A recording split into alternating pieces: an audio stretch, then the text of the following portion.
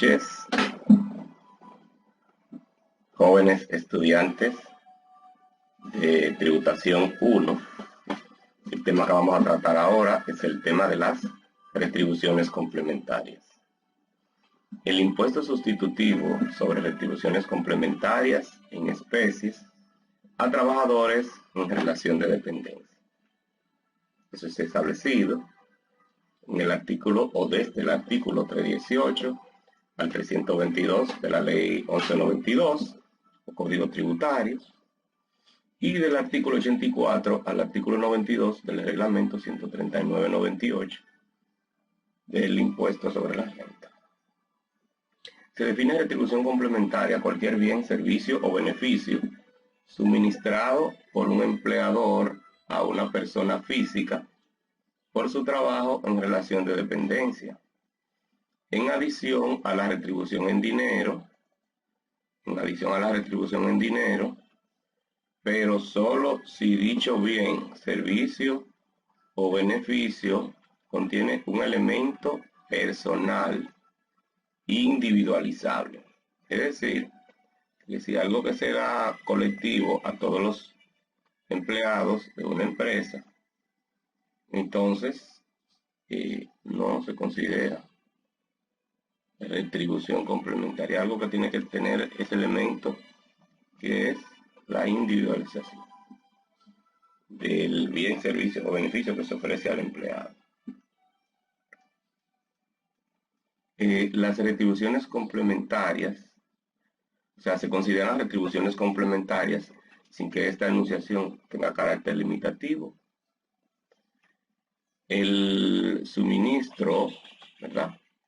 El suministro de los siguientes bienes, servicios o beneficios.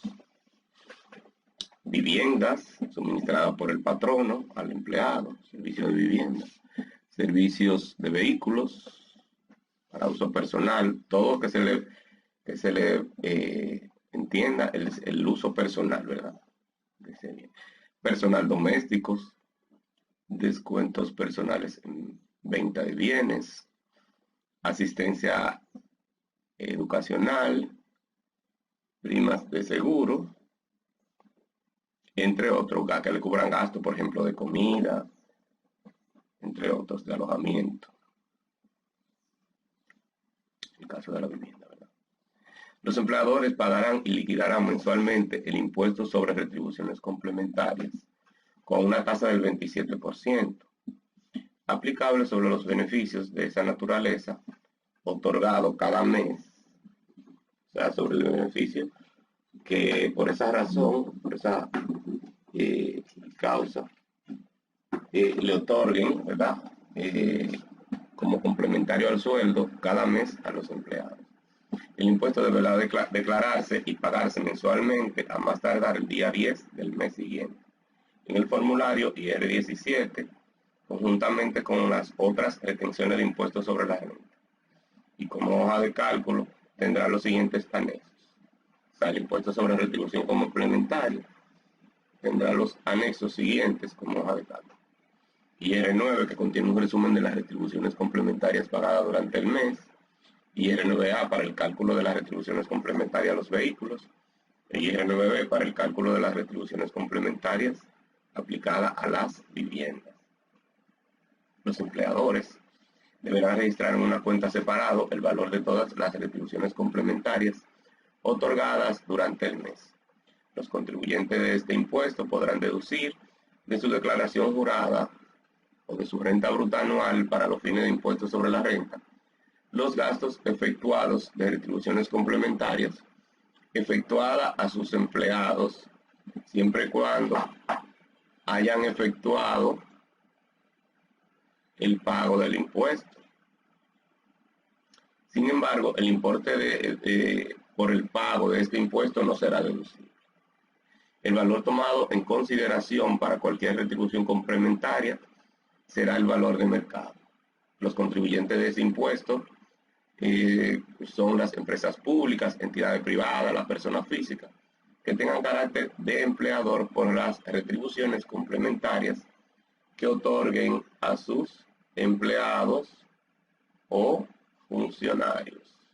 Es decir, que todos los contribuyentes se consideran contribuyentes de retribuciones complementarias, incluyendo personas físicas, jurídicas y entidades públicas o del Estado. Vamos a ver entonces, continuando con las retribuciones complementarias, enunciación sobre las retribuciones complementarias. Son algunos detalles o características que debemos conocer al momento de aplicar las retribuciones complementarias.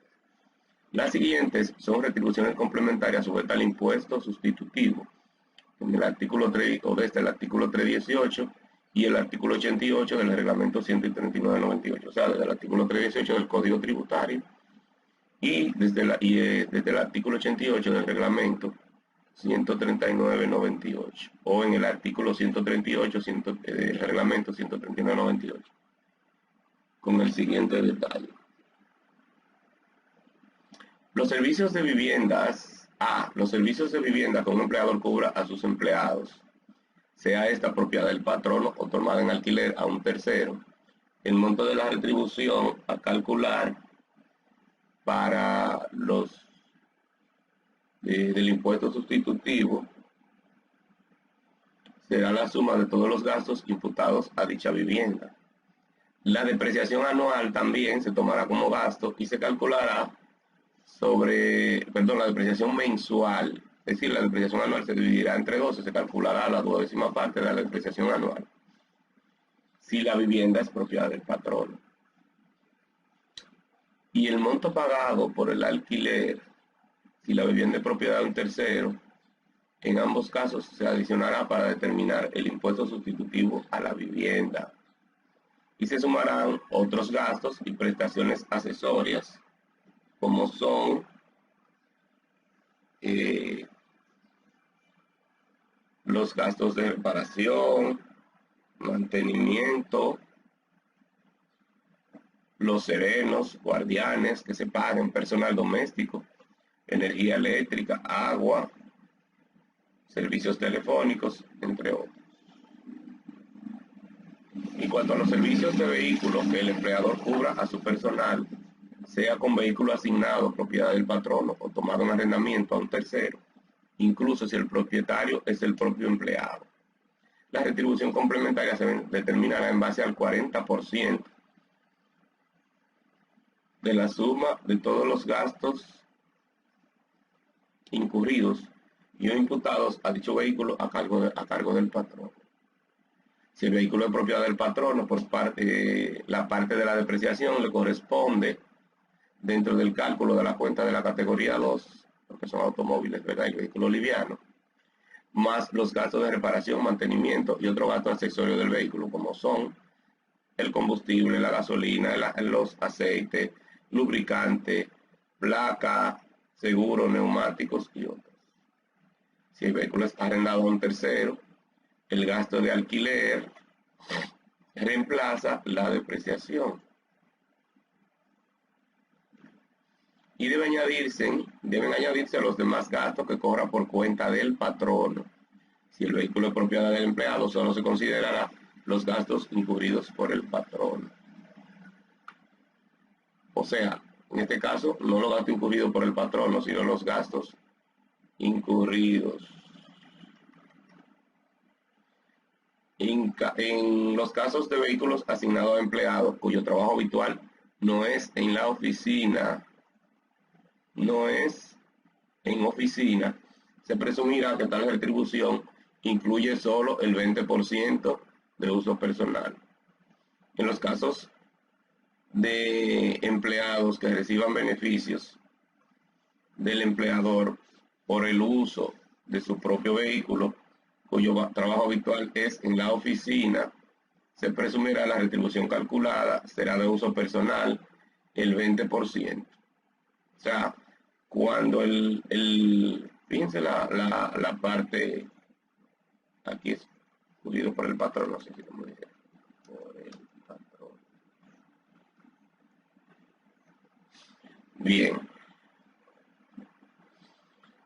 Dice que en los casos de empleados que reciban beneficios del empleador por el uso de su propio vehículo, cuyo trabajo habitual es en la oficina, se presumirá que la retribución calculada para uso personal es un 20%.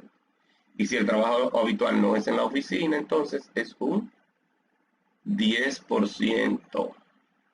Cuando se asigne más de un vehículo propiedad de una empresa a funcionarios y ejecutivos de estas, solo el vehículo menos costoso estará sujeto a la proporcionalidad para determinar su uso personal.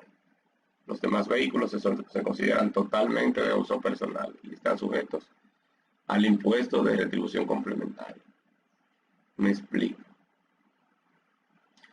En los casos de vehículos asignados a empleados, se considerará el 40% de retribución complementaria. Por ejemplo, en los casos de este funcionario, ¿verdad?, que tiene 2 vehículos, se considera 100% de retribución complementaria, lo que de menor valor, solo un 40%. Se toman en cuenta todos los gastos que se le asignen al vehículo. Y si el vehículo es asignado a empleados cuyo trabajo habitual no es en la oficina, entonces se considera un 20% para uso personal. Eso es, si el vehículo es arrendado o propiedad de la empresa.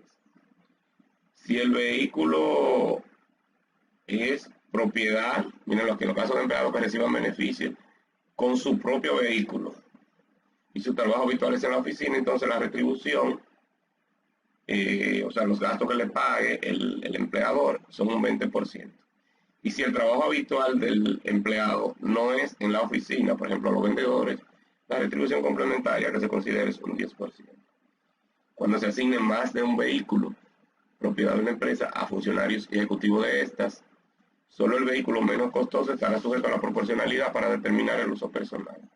Los demás vehículos se consideran totalmente de uso personal, o sea, lo más costoso. Y por último, los beneficios otorgados por el empleador a su personal y o dependientes en forma de gastos alimenticios, de educación, en cuanto no se trate de programa de participación directamente vinculado al ejercicio y funciones del funcionario de empleado, porque ya hay gasto de adiestramiento. Los gastos educativos se consideran retribución complementaria, compensaciones debidamente documentadas con comprobante fiscal.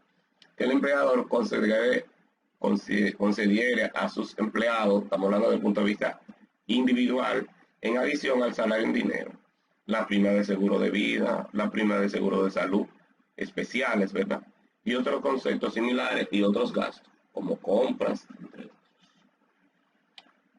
Hasta aquí el tema de las retribuciones complementarias, la teoría. Ahora vamos a continuar con los ejercicios de este tema.